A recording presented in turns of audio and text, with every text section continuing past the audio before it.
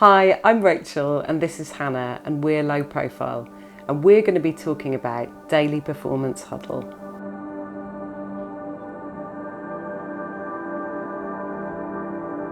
Daily Performance Huddle is a site-responsive participatory work made for the staff of Exeter Phoenix. Daily Performance Huddle formed part of our solo show at Exeter Phoenix in 2013, which came about at this kind of point where we were transitioning from making solely live work into kind of wanting to find new approaches to make different types of work. So in the process of developing that show, we started by thinking about who worked in that building and the nature of the building itself. And it's a kind of mixed-use art centre. So it has a gallery in the front of the building in the main entrance, but there's also a cafe, there's a print studio, there's lots of workshops that are kind of held there. So there's lots of different people that work there, but it felt like that they're almost in their kind of own bubbles or in their own teams, as you often are when you're part of an organisation. And so we were keen to make a work that would bring them together. Yeah, and I think we wanted to make some of that visible to people who visited the gallery as well.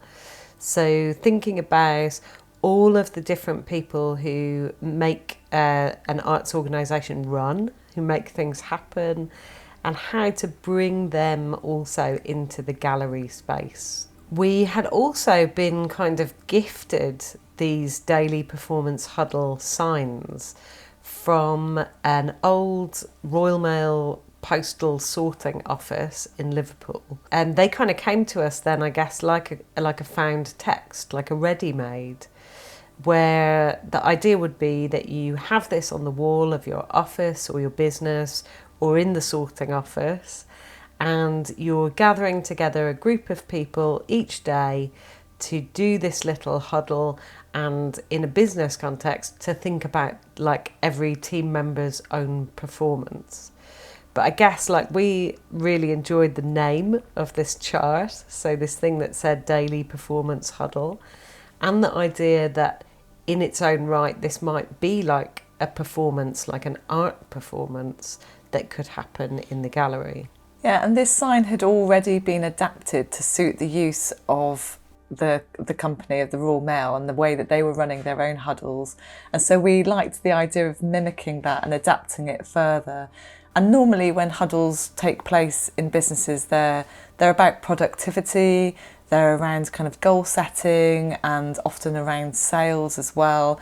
And they're a way to kind of motivate staff at the start of the day and to kind of set targets.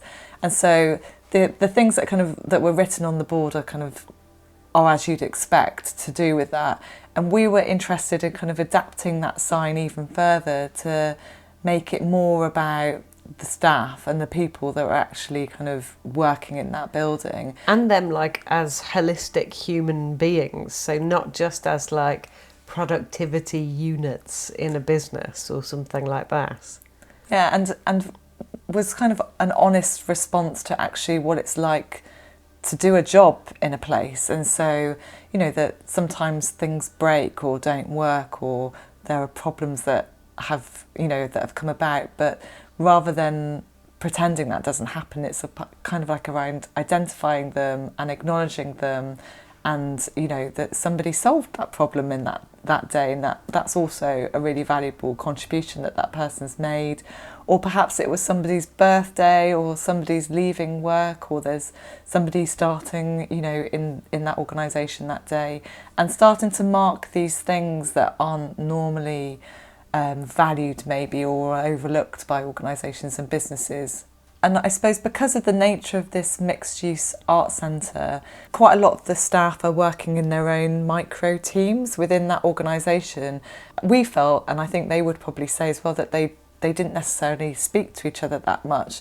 So although you have the cinema and the art centre and the printmaking studio and so on, and these are with people that have probably lots of shared interests, they're not necessarily coming into contact with each other on a daily basis. They're maybe not even going into the gallery because they're busy and they don't have time to do that. So we wanted to set up a situation where they would come together, that they would meet each other, that they'd hang out, and that they'd find a way of sharing things about their day. We ended up making this adapted Daily Performance Huddle board and a set of instructions and a little kind of training briefing session with staff at the building. And in that kind of training and briefing session, we laid out like the rules of how a huddle like this would work. That it should always be, it had kind of criteria, didn't it? Like it should always be standing, it should happen in different places on different days, that anyone can lead the huddle. It's not about rank or hierarchy, and that we should probably find some like huddle champions or advocates in the organisation. Yeah, and we were really fortunate that in particular a member of staff that worked in the marketing department just really got behind it. And I think that's really important in our work generally, that there's somebody that's just really enthusiastic about it and wants to help make it happen. And so she kind of rallied people from the organisation and kind of really championed this huddle to happen. And it happened every day throughout the whole run of the exhibition. So that was quite long, I think. I want to say like maybe 2 or 3 months in total. And every day they'd hold this huddle, and then they would write up the kind of outcomes of the huddle onto the board that was installed in the gallery, so that people that were visiting the exhibition more than likely wouldn't experience the huddle happening. That would happen kind of more privately, but they'd get this insight into the inner workings of that building and the staff by engaging with the board in the gallery. And we were really excited about that idea of like how to expose those inner workings, but in a way that felt comfortable for those members of staff. So it was less about, you know, creating a kind of spectacle or something for other people to observe. And using the adapted board actually just allowed us to do that in a really easy and kind of gentle way, I think.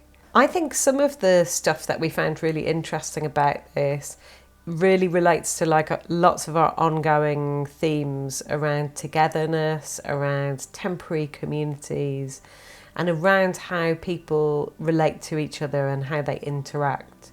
So this kind of setup and using this format allowed us to create this new situation, or to craft this new situation for those staff members at the Phoenix to take on into their own lives. Yeah, and just to really value the importance of individuals within a place of work, you know, and to kind of repersonalise that somehow, and to kind of to pay attention to that, and to remind each other that everybody also has their own stuff going on around kind of the work that they do, and we all commit a lot to these jobs that we have. And I suppose that we both work in not necessarily these types of arts organisations, but we've had this type of experience of working in these types of places, and you know, it's something that we feel like is maybe overlooked, and that we wanted to kind of put the staff at the centre of the organisation. Yeah, and it's bringing a little bit more kind of care and generosity and empathy or understanding into that day-to-day working environment. I really enjoyed the private aspects of the work, like the huddle happening in and around the kind of daily lives of the people working there, and then the kind of sharing of that within this kind of formal gallery environment. But I think in particular, the fact that the staff just really got behind it and took it on and kind of set themselves this challenge to kind of find more and more obscure places to hold their huddle. It like kind of became something that they were almost in competition with each other around, kind of like, okay, well, where else can we do it now? And they were discovering parts of the building, I think, that they didn't maybe even know existed, or that they never went in for whatever reason, and really kind of just enjoyed the process of making it happen. And I think there was a sense of like sadness about when it was finishing as well. So we definitely had that kind of fed back to us, that people were going to really miss us and had been so like happy to do this during the period of time while this exhibition was on. Yeah, because I think it was important that what we were asking them to do was not a huge ask as well. Like it didn't take very long. It was easy to participate in it. You know, it was something that they could give like 5 or 10 minutes to, but that would really kind of maybe set a tone or a mood for them that day, and be something that was enjoyable to be part of. And that was really nerve-wracking, wasn't it? Like making this work, whether people would really get on board with it. Like we were taking quite a big risk putting this as part of this exhibition, because it could have ended up that the board never got filled in and these huddles never took place. That was a really great thing to pay off then, to see how that risk paid off. Yeah, I'd say that's like kind of an ongoing element in our work as well, that, you know, it is risky to bring other people into your work, you know, whether or not that's as a participant or as a collaborator. And your role then as an artist, I think our role is to really set the conditions of that in a way that mean that people do want to take part and, you know, will be part of it. But of course you never know really how that's going to kind of pan out. But yeah, we were really super grateful to them for kind of just being so willing to be involved, and just really glad that they enjoyed the process of making it. So in terms of the experience of the work for the people that were coming into contact with it in the gallery, I think we were hoping that it would be a kind of interesting insight into the inner workings of that building that you probably don't think about when you're kind of entering a gallery space. Or maybe you're encouraged not to think about. Like sometimes if you're encountering that kind of like people's actual lives in the gallery space, that can feel like an error, or that can feel like a mistake or a problem in that kind of formal, like white cube space. Yeah, so we were quite keen to remind people that it's people that make these places possible. You know, it's people that make these organisations run and work and survive, and to kind of pay homage to that and to insert that back into that formal space of the gallery.